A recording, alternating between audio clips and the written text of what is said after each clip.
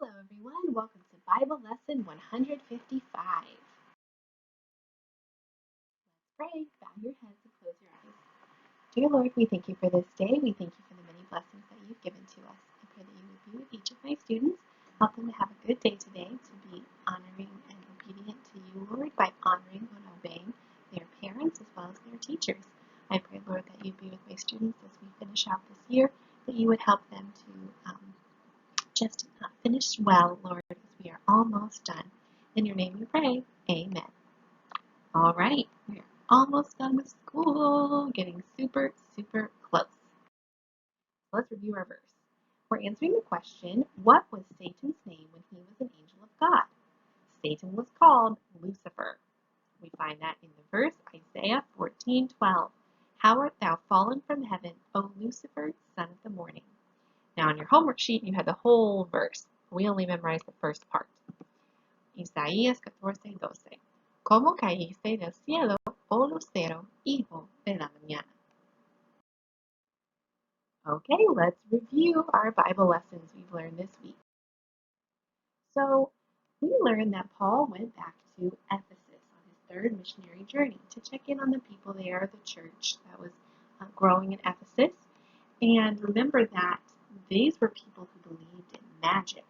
And they had seen people, for example, there were the sons of a man named Sceva, a Jew named Sceva, that tried to cast out demons by casting it out in the name of Paul and Jesus Christ.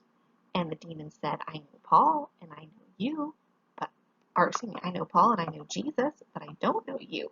And they had jumped, the man who was possessed by these demons jumped on those 7 sons, and they barely escaped with their lives.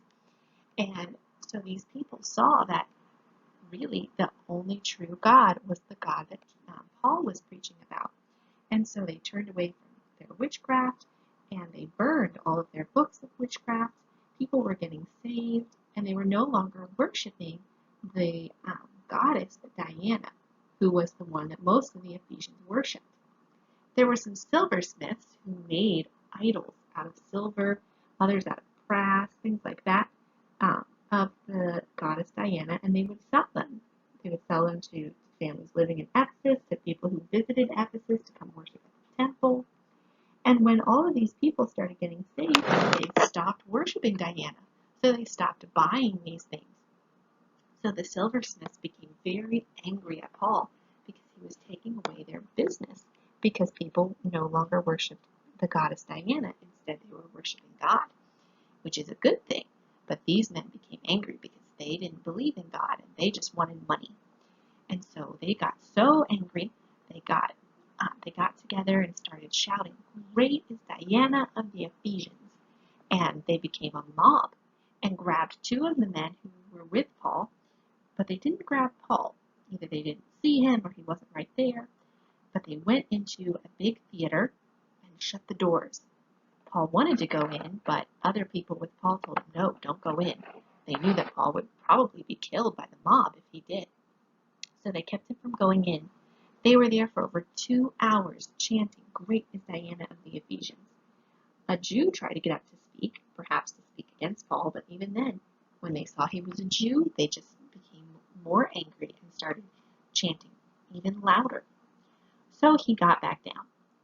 Well, eventually, once they quieted down, probably got tired from yelling, the town clerk got up and he said, listen, if the Romans heard about this big mob that we've had here today for no reason at all, then they could arrest you, they could have you beaten, we could get in big trouble for this.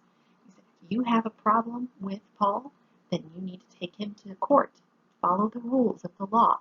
But this mob here is not a good idea, so go back to your homes. And so they did, and Paul was unharmed, and so were his friends. And Paul only stayed in Ephesus for a little while longer, but then he left to continue his third missionary journey. So Paul on his third missionary journey went from the city of Ephesus. Let me get my pointer here. Okay, he had been in the city of Ephesus. Then he traveled up through Asia Minor, and traveled over into Europe again. He was there at Philippi, spent some time, went down through Thessalonica, Berea, and down to Corinth. He wanted to sail back over to Jerusalem, but found out that there were some people that were after him who wanted to kill him, so he decided to go back up through Greece and go around again. Now this time he didn't go into Ephesus because he knew that it would be hard for him to break away from the church there. So he called them to come and visit him while he was at Miletus. So they came and visited him at Miletus, and he told them that this would be his last time that he saw them. And they were saddened by this and tried to beg him not to go back to Jerusalem or do whatever was going to keep him from coming back. But he said no, he had to follow the will of the Lord. He told them to stay strong and to keep growing. So they brought him to his ship that he was going to sail on. They were very sad to say goodbye, but they knew that Paul was doing what God wanted him to do. Paul always followed God's will no matter what. We need to do the same thing. We need to choose to do what is right no matter what other people might say or think. Well, Paul then traveled over to Tyre. He stayed there for a little while because he met some Christians there and wanted to spend some time with them. Then he traveled down to Caesarea. While he was at Caesarea, an evangelist came there named Agabus. He stayed at the house of Philip the evangelist, and a prophet named Agabus came there, and he showed everyone by taking Paul's belt and tying it around his own hands and feet that Paul was going to be captured when he went to Jerusalem. Well, all of the men there with Paul didn't want this to happen, and again they begged him not to go. But Paul said he knew that this was what he was supposed to be doing and that he had to follow God's will. So Paul,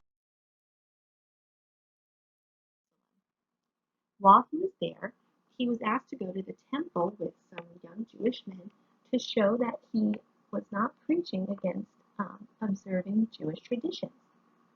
So Paul went there with those young men for a week. At the end of the week, though, some Asian Jews saw him. And once again, there was a mob of people. But this time they did grab Paul and started to beat him until the Romans heard about it, and the chief captain Lysias came and rescued Paul. Paul tried to talk to the Jews there on the stairs while he was being brought into the temple and tried to explain who he was and give them the gospel. But when they heard that when the Jews had rejected him in other cities, he preached to the Gentiles, they became even more angry because they didn't like the Gentiles. And so they still wanted to kill him. Paul practically had to be carried into the castle.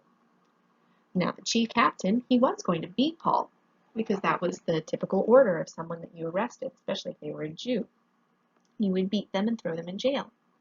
But Paul was not a Jew, he was a Roman, and it was against the law to arrest and beat someone before they had a trial. So Paul mentioned to the centurion who was about to beat him that he was a Roman. Well, this centurion ran to the chief captain and said, "Be careful, he's a Roman, you don't want to touch him." And so the chief captain, he asked him if he was indeed a Roman, and Paul said yes.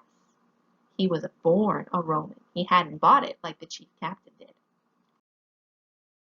So the very next day, the chief captain took Paul and put him on trial in front of the Jews to see what they had to say. Paul had an opportunity to talk to them again about who he was, but it didn't go very well. So he noticed that there were Sadducees and Pharisees in the group. Sadducees do not believe in the resurrection of the dead, while Pharisees do. So Paul said that that was part of why he was in trouble, that he was preaching the resurrection, which he was. So when the Pharisees heard that, they said, "Oh, he's fine, let him go."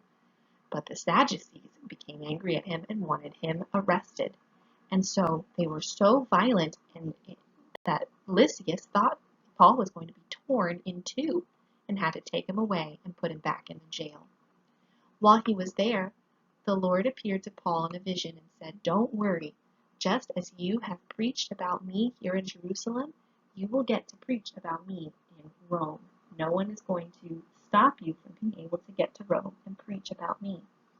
That was something that Paul had been wanting to do for a very, very long time, so I'm sure that gave him peace He knew nothing bad was going to happen to him here because God was going to bring him to Rome. Well, in the meantime, 40 men got, and these 40 men that got together decided to bound themselves under a curse that they would not eat or drink until they had killed Paul. Well, somehow, through God, Paul's nephew overheard their plots, and he was able to tell Paul, who was able to tell Lysias. Lysias, that was the last thing that he wanted, was for Paul to be killed like that. So Lysias wrote a letter to Felix the governor, and that very night Lysias sent Paul to Caesarea so that he could be put on trial in front of the governor and that they could figure this out once and for all. That's where we stopped in our Bible lessons, and so we will pick up there on Monday. Make sure you review really well for our final Bible competition, which will be your final Bible exam next Friday. If you have any questions, let me know, and I'll see you then. Love you guys. Bye.